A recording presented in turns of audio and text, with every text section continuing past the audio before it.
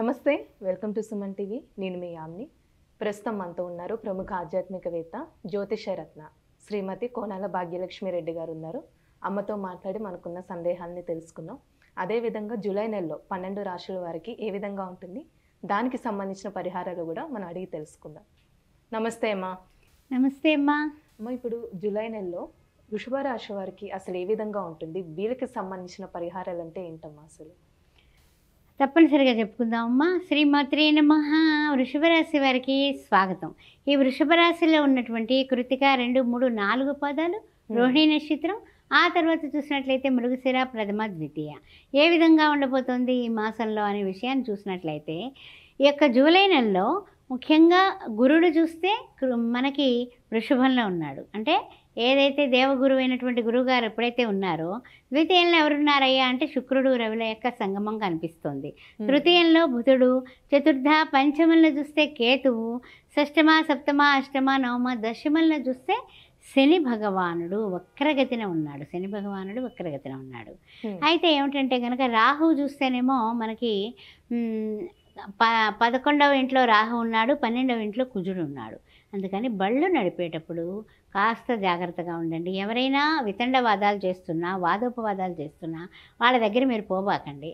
ఎందుకంటే ఏదైనా సరే మనకి వాడ దాటే వరకు వాడమల్లన్నా వాడ తర్వాత ఇంకోటి అంటారనేసి మనకి సామెత ఉంది. అందువల్ల కొంచెం అవకాశవాదత్వంతో మాట్లాడే వాళ్ళు ఎదురుపడే అవకాశాలు ఉన్నాయి. అందుకని ఈ యొక్క జూలై నెలలో ఈ జాగ్రత్తలు తీసుకోండి.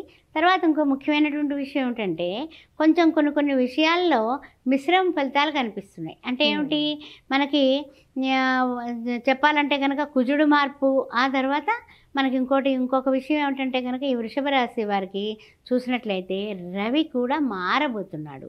అందువలన రవి మారిన తర్వాత ఇంకాస్త బాగుంటుంది. రవి మారక క్రితం మనం ఆరోగ్య విషయం దగ్గర నుంచి అన్ని విషయాలు కూడా కాస్త జాగ్రత్తగా చూసుకోవాల్సినటువంటి విధానం ఉంది. తర్వాత ఎప్పుడైతే కుజుడు యొక్క మార్పు ఉందో, ఆ కుజుడు మార్పు తర్వాత కూడా స్పీడ్ పెరుగుతుంది మీకు. అంటే ఏ రంగంలో ఉన్నప్పటికీ కూడా మాటలో స్పీడు, పదును పెరుగుతుంది. నేను సైన్యాధ్యక్షుల్లా దూకుతాను అంటాడు కుజుడు. ఎప్పుడు కూడా పనులు చేసేయాలి, అంత ఉధృతి కుజుడి మీద ఉంటుంది. అందువల్ల ఏమిటంటే కనుక కొన్ని వ్యవహారాల్లో కాస్తంత మీకు మీరే బ్రేకులు వేసుకుంటూ ముందుకు వెళ్ళండి. అంతేగాని తొందరపాటు నిర్ణయాలు తీసుకోవడం, లేకపోతే మాట ఇచ్చి వాగ్దానాలు చేసి ఆ తర్వాత ఇబ్బందులు పడేటటువంటి అవకాశం ఉంది. వ్యాపారంలో ఉన్న, ఉద్యోగాల్లో ఉన్న, వృత్తుల్లో ఉన్న, ఎక్కడైనా సరే ఏ రంగంలో ఉన్నప్పటికీ కూడా, వ్యవసాయ రంగంలో ఉన్నప్పటికీ కూడా కాస్త జాగ్రత్త.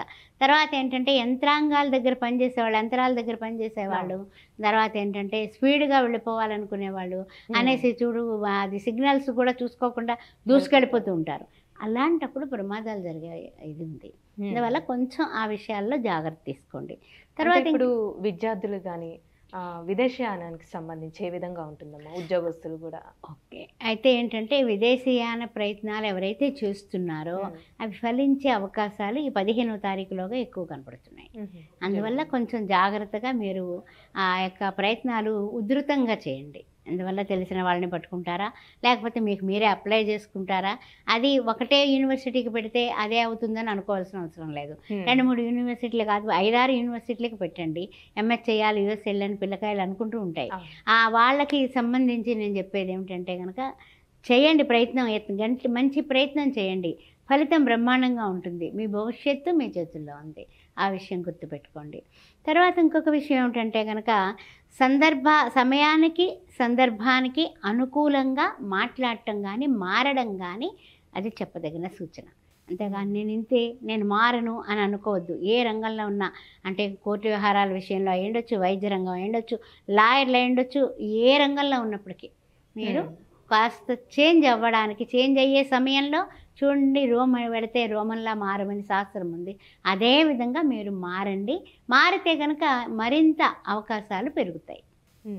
అంటే వీళ్ళకి ఏమైనా ఆరోగ్య సమస్యలు అంటూ ఉన్నాయమ్మా జూలై నెలలో ఆరోగ్య సమస్యలు అంటే కనుక కొంచెము, అంటే చెప్పాలంటే కనుక చిన్న అనారోగ్య సమస్యలు ఉన్నాయమ్మా. పెద్దగా లేవు, కానీ కుటుంబవశాత్తు అంటే ఏమిటంటే కనుక వీళ్ళకి రవి ఎప్పుడైతే మారాడో, రవి మారినంతసేపు కొన్ని కుటుంబ పరంగా కాస్త చికాకులు ఉన్నాయి. తర్వాత రవి మారుతాడు కాబట్టి సర్దుకుంటారు. కానీ రోజు సూర్య నమస్కారం అనేది చెప్పదగిన సూచన. తర్వాత విద్యార్థులు కూడా ఇందాక మీరు అడిగారు కదా, కృషితో నాస్తి దుర్భిక్షం. కృషి చేస్తే సాధించలేనిది ఏమీ లేదు. ఆ విషయాన్ని రోజు బోర్డు మీద రాసుకొని రేపు అని వాయిదా వేయకుండా ఉంటే వీళ్ళు సక్సెస్ అయిపోతారు. అలానే ఇప్పుడు ఈ రాశి వారికి ఏమైనా శుభకార్యాలు జరిగే అవకాశం ఉందంటారా జూలై నెలలో? అయితే ఏంటంటే కొన్ని ప్రయోజనాలు మంచిగా ఉంటాయమ్మా, ఆ విషయంలో ఏం తేడా లేదు. తర్వాత ఏంటంటే ముఖ్యంగా కొంచెం గురువుగారు ఉండడం వల్ల కూడా ఆర్థిక ఇబ్బందులు ఏమీ పెద్దగా లేవు. అందువల్ల బాగానే ఉంటారు. సౌఖ్యాలన్నీ కూడా పర్వాలేదు. అయినప్పటికీ కూడా కొంచెం ఏంటంటే వీళ్ళకి అంటే దీనిలో ఈ రాశిలో ఉన్నటువంటి ఇప్పుడు విద్యార్థులు కొత్త కళాశాలలో జాయిన్ అవుతూ ఉంటారు కదా, అలాంటి వాళ్ళు ఏమనుకుంటారంటే లేదు నాకు అదే కాలేజీలో అయితే చదువుతాను, మా ఫ్రెండ్స్ అందరూ అక్కడే చేరారు, ఇలాంటి పట్టుదలకు పోయేటటువంటి అవకాశం కనపడుతుంది. అలాగే కోర్టు వ్యవహారాల్లో కూడా కొంచెం అంటే సెకండ్ ఒపీనియన్ తీసుకోండి. ఎందువల్ల అంటే కనుక కొన్ని కోర్టులో కేసుల విషయంలో ఒక లాయర్ చెప్పింది ఇంకో లాయర్ ఒప్పుకోడు.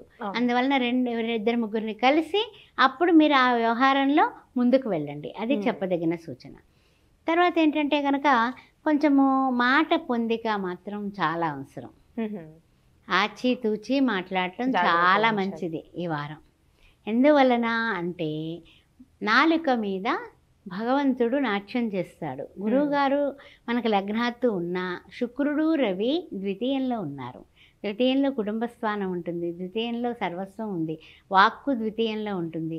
అందువల్ల ఏంటంటే కనుక కొంచెం రవి కోపాన్ని చూపిస్తాడు.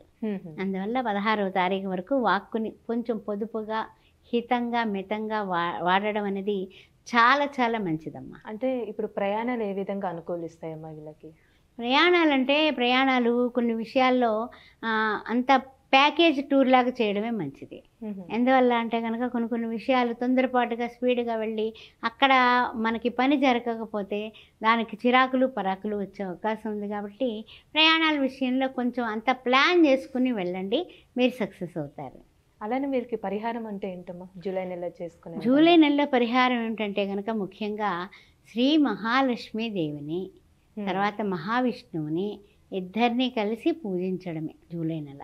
ఎందువల్ల అంటే కనుక ఆషాఢ మాసం కదా, లక్ష్మీనారాయణని ఆషాఢ మాసం పూజిస్తే అద్భుతమైనటువంటి పరిణామాలు వస్తాయి.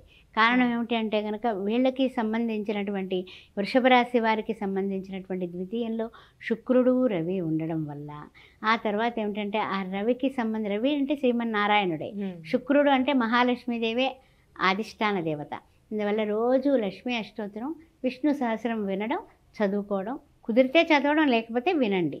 అది చేసుకొని బుధవారం పూట చక్కగా ఎవరికైనా సరే పేదవాళ్ళకి ఒకళ్ళిద్దరికి గ్రీన్ కలర్ దుస్తులు దానం చేయండి. గ్రీన్ కలర్లో భోజనం కడుపు నిండా పెట్టండి, చాలు. మంచి పరిహారం తెలియజేశారమ్మా, ధన్యవాదాలు మీకు. ఓం శ్రీ మాత్రే నమః. ఆస్ట్రో భాగ్యలక్ష్మి ఈ ఛానల్ని సబ్స్క్రైబ్ చేశారా? చేయకపోతే వెంటనే చేయండి.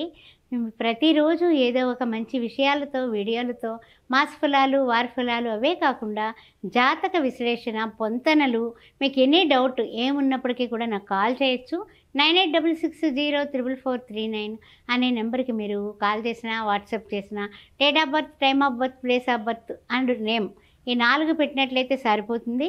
తర్వాత విషయానికి వచ్చినట్లయితే 16 సంవత్సరాలు పూర్తి చేసుకుని 17వ సంవత్సరంలో అడుగుపెట్టినటువంటి శ్రీ సౌభాగ్య మ్యారేజ్ బ్యూరో, మీకు మీ బంధువులకు కానీ మీ మిత్రులకు కానీ మీ ఇంట్లో కానీ పెళ్లి కావాల్సిన వాళ్ళు ఎవరైనా ఉంటే మమ్మల్ని వెంటనే సంప్రదించవచ్చు.